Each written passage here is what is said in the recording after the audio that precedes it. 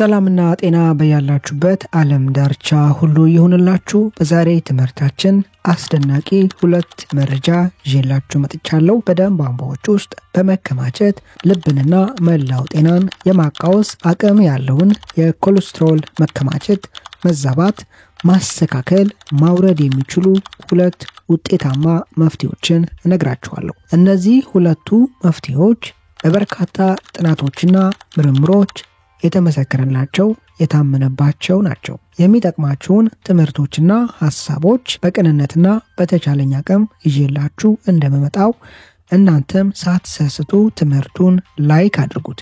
የእናንተ ላይክ ይህ ቪዲዮ ብዙ ሰው ጋር እንዲደርስ የማድረግ አቅም አለው። ትምህርቱንም ለሁሉም ሰው ሼር በማድረግ በማጋራት እንዲጠቀሙበት አብረን ተጋግዘን እናድርግ። ለቻናሌ አዲስ የሆናችሁ ሰዎች ዶክተር ዳን ይባላለሁ። ቻናሌን ሰብስክራይብ በማድረግ ከጎን ያለውን የደውል ምልክት አንድ በመጫን በመለቃቸው ትምህርቶች የራሱንና የቤተሰቡን ጤና ይጠብቁ።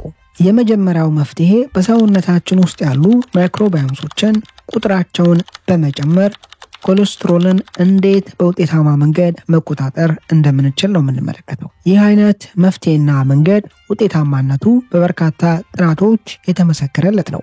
ማይክሮባዮምስ ተብለው የሚጠሩ በሰውነታችን ውስጥ ያሉ ህይወት ያላቸው በትሪሊየን የሚቆጠሩ ህዋሳት ናቸው። እነዚህ ህዋሳት ባክቴሪያዎች፣ ፈንጊዎችና ተመሳሳይ ህዋሳት ናቸው። የእነዚህ ህዋሳት ቁጥርና መጠን በሰውነታችን ውስጥ መጨመር ሰውነታችን በደም ቧንቧዎች ውስጥ የሚሰራጨውን ኮሌስትሮል ከሚቆጣጠርበት ስርዓት ጋር ቀጥተኛ ትስስር እንዳለው ማረጋገጥ ተችሏል። የመጀመሪያው ጥያቄ ታዲያ አንድ ሰው በውስጡ ያሉትን የማይክሮባዮምሶች ቁጥር መጨመር ይችላል ወይ ነው?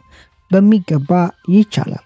እንዴት መጨመር እንደምንችል ከመመልከታችን በፊት የማይክሮባዮምሶች ቁጥር በሰውነታችን ውስጥ መጨመር በምን አይነት መንገድ የኮሌስትሮል መጠን ላይ ቀጥተኛ ተጽዕኖ እንዳላቸው እንመልከት። ካለን የጊዜ ውስንነት አንጻር ሁለቱን ዋነኛ መንገዶች ብቻ የመጀመሪያው በሰውነታችን ውስጥ በተለይ ደግሞ ምግብ የሚፈጭበት ስርዓት ላይ ጋት ውስጥ ያሉ ማይክሮባዮምሶች በውሃ የሚሟሙ ፋይበር ይዘት ያላቸውን ምግቦች በምንመገብበት ወቅት በውሃ የሚሟሙት ፋይበሮች ሳይፈጩ ትልቁ አንጀት ጋር በመድረስ ትልቁ አንጀት ጋር ያሉ ማይክሮባዮምሶች ባክቴሪያዎች የመጣውን ፋይበር በማብላላት እንደ ምግብነት ይጠቀሙታል። አያይዘው እንደ ተረፈ ምርት ከ2 እስከ 3 የካርበን አተም የያዙ ፋቲ አሲዶችን ያመርታሉ፣ ሾርት ቼን የሚባሉትን። በእንዲህ አይነት መንገድ የሚመረቱ የፋቲ አሲድ አይነቶች የሚከተሉት ናቸው: አሲቴት፣ ቢውትሬት እና ፕሮፓዮኔት። ከነዚህ ፋቲ አሲዶች ፕሮፓዮኔት ተብሎ የሚጠራው ሰውነታችን እኛ በቀጥታ ከምግብ የምናገኘውን ኮሌስትሮል ዳያትሪ ኮሌስትሮል ተብሎ የሚጠራውንና ሰውነታችን በራሱ በጉበት አማካኝነት የሚያመርተውን ኮሌስትሮል እንደ አስፈላጊነቱ መጠኑን እየጨመረና እየቀነሰ በውጤታማ መንገድ መቆጣጠር እንዲችል የሚረዳ የፋቲ አሲድ አይነት ነው።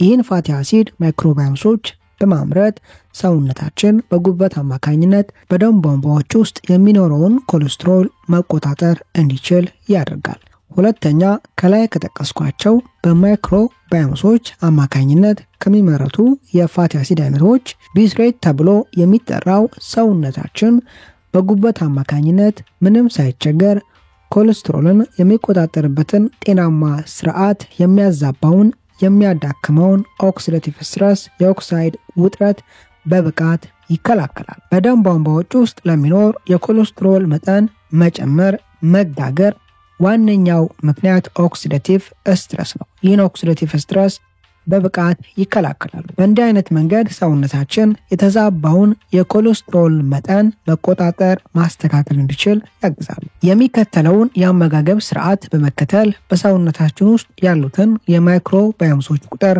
መጨመር እንችላለን። አንደኛ ኢኑሊን ተብሎ የሚጠራውን ፋይበር በመመገብ። ይህ ፋይበር በውሃ የሚሟሟ የፋይበር አይነት ነው። ይህን ፋይበር ከያዙ ምግቦች መካከል ነጭ ሽንኩርት፣ ቀይ ሽንኩርትና አስፓራገስ ይጠቀሳሉ። አስፓራገስ በአማርኛው እርግጠኛ ባልሆንም በግዶኒስ የሚባል ይመስለኛል። እነዚህ ምግቦች ውስጥ ያለው ኢኑሊን ተብሎ የሚጠራው ፋይበር ሰውነታችን ውስጥ ሲገባ ለማይክሮባዮምሶች እንደ ምግብ በማገልገል ቁጥራቸውና ብዛታቸው እንዲጨምር ያደርጋል። ከታች የምጠቅሳቸው ምግቦች ኢኑሊን ተብሎ የሚጠራውን ፋይበር ባይዙም ሌሎች ጠቃሚ ፋይበሮችን የያዙ ናቸው። ተመሳሳይ ጥቅምን ይሰጣሉ። የማይክሮባዮምስን ቁጥር መጨመር እንድንችል ይረዱናል። አፕል፣ ካሮት፣ ቲማቲም፣ ጤፍ፣ የቺያ ዘር፣ ተልባ እነዚህ በውስጣቸው ከፍ ያለ ፋይበር የያዙ ምግቦች ናቸው። በእርግጥ አብዛኛዎቹ ቅጠላቅጠሎችና ፍራፍሬዎች መጠናቸው ቢለያይም ፋይበርን በውስጣቸው ይዘዋል። እንዲህ አይነት አመጋገብን መከተል የማይክሮባዮምስን ቁጥርና ብዛት ለመጨመር አስፈላጊ ነው። የእነሱን ቁጥር በመጨመር ከላይ የጠቀስኩትን ጥቅም ማግኘት ይቻላል። ሁለተኛው መፍትሄ የጉበት ጤንነትን በማሻሻል እንዴት የኮሌስትሮል መጠንን መቆጣጠር እንችል የምንመለከትበት ነው። በጉበታችንና በኮሌስትሮል መጠናችን መካከል ቀጥተኛ ትስስር ነው ያለው። ጉበታችን ከፍተኛ አደጋ እስካልደረሰበት ድረስ እስካልተጎዳ ድረስ እላዩ ላይ ያሉ ህዋሳትን የማደስ የማከም አቅም አለው። ሁኔታዎችን መንገዶችን ካመቻቸንለት የሚከተሉትን የአመጋገብ ስርዓትና ድርጊቶች ማቆም ለጉበት ጤና መሻሻል ከፍተኛ አስተዋጽኦ አለው። አንደኛ፣ በውስጣቸው የተቀነባበረ ስኳር፣ ትራንስፋት፣ አልኮል፣ ሪፋይንድ ካርብ የያዙ ምግቦችን ከመመገብ መራቅ። አብዛኛዎቹ የታሸጉ ምግቦች እነዚህን ጤናማ ያልሆኑ ኬሚካሎች ውህዶች ይዘዋል። ሁለተኛው፣ ከታሸጉ የፍራፍሬ ጁሶች መራቅ ነው። አብዛኛዎቹ የታሸጉ ጁሶች ፍሩክቶስ ተብሎ የሚጠራውን ስኳር ይዘዋል። ፍሩክቶስ ተብሎ የሚጠራው ስኳር ለሰባ ጉበት የመጋለጥ እድልን በሁለት እጥፍ ከፍ ያደርጋል።